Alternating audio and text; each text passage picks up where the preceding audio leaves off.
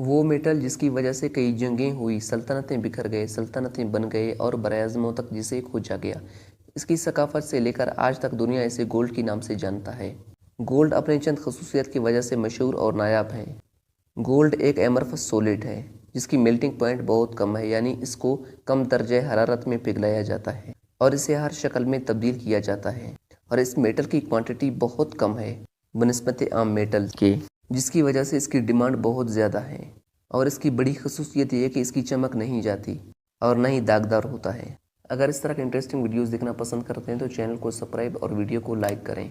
ماضی کا ایک عرب سائنٹسٹ جس کا نام جابر ابن حیان تھا اور جسے یورپ آج بھی گیمبر کے نام سے جانتا ہے، اس نے امونیم کلورائڈ اور ہائیڈرو کلورک ایسڈ کو مکس کر کے ایک سلیوشن بنایا جس میں لیڈ، پلاٹینیم اور گولڈ جیسے میٹلز آسانی میں حل ہوتے ہیں۔ اس سلیوشن کا نام اکوا ریجیا یا رویل واٹر ہے۔ 1930 کے آخر میں جرمن کے نازی لوگ گولڈ کے پیاسے بنے کیونکہ ان کو آنے والے جنگوں کے لیے فنڈ جمع کرنا تھا، اور انہوں نے پابندی لگایا جو کوئی ملک سے باہر گولڈ لے جائے گا اسے سزا دیا جائے، اور انہوں نے سرعام لوگوں سے گولڈ چھیننا شروع کیا۔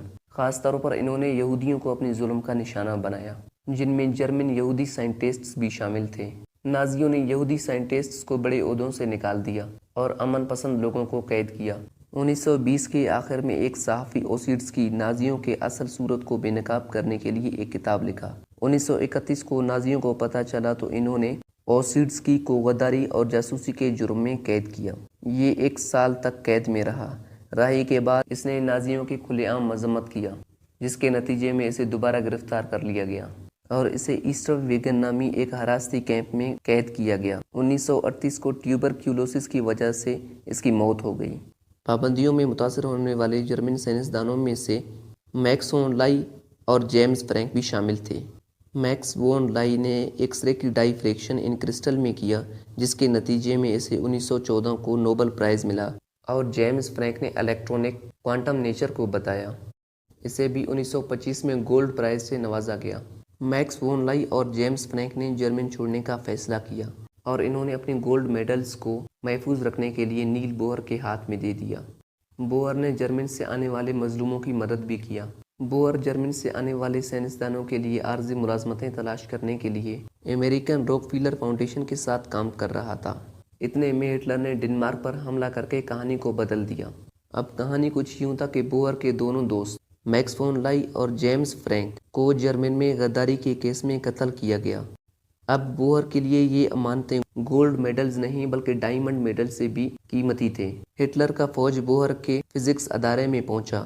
بوہر نے مایوسی کے عالم میں اپنے ساتھی کی طرف دیکھا تو ساتھی نے کہا کہ ان میڈلز کو دفنائیں گے، مگر بوہر نے اس خیال کو مسترد کر دیا۔ بوہر نے گولڈ میڈلز کو اکوا ریجیا میں ڈالا۔ اکوا ریجیا سلیوشن کے اندر گولڈ تب حل ہوتا ہے جب اس میں نائٹرک ایسڈ اور ہائیڈرو کلورک ایسڈ کو شامل کیا جائے۔ نائٹرک ایسڈ سلیوشن کے اندر گولڈ آکسائڈز بناتا ہے، یعنی گولڈ آئنز بناتا ہے۔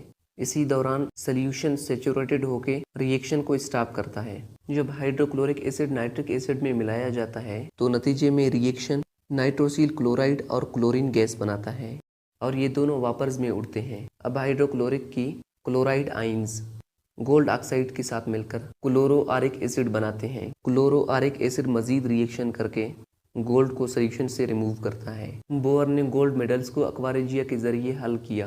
اس نے اس سلیوشن کو لیبارٹری میں رکھ دیا۔ جب نازی لوگ بوہر کے انسٹیٹیوٹ آف فزکس میں آئے، ان کو شک تک نہ ہوا کہ گولڈ میڈلز اس سلیوشن میں حل ہو چکے ہیں۔ انہوں نے اس سلیوشن کو فالتو چیز سمجھ کر نہیں اٹھایا۔ کچھ عرصہ گزرنے کے بعد 1945 میں کوپن ہیگن میں اکوا ریجیا سلیوشن اسی طرح ثابت پڑا تھا جسے بوہر نے ان کو رکھا تھا۔ ڈی ایویسی نے اس سلیوشن میں آیوڈین کلورائڈ کو ملا کر گولڈز کو ریکور کیا اور اس نے ان کو نوبل فاؤنڈیشن ان سویڈن کو دیا۔ اس ٹیم نے گولڈز کو جیمز فرینک اور میکس وون لائی کے لیے 2 گولڈ میڈلز بنائے۔ گولڈ وہ میٹل ہے جس نے سائنٹسٹس کی سالوں کی محنت کو ضائع کرنے نہ دیا۔ اگر یہ گولڈ میڈلز ڈائمنڈ کے بنے ہوتے تو شاید ان کا چھپانا مشکل ہو جاتا۔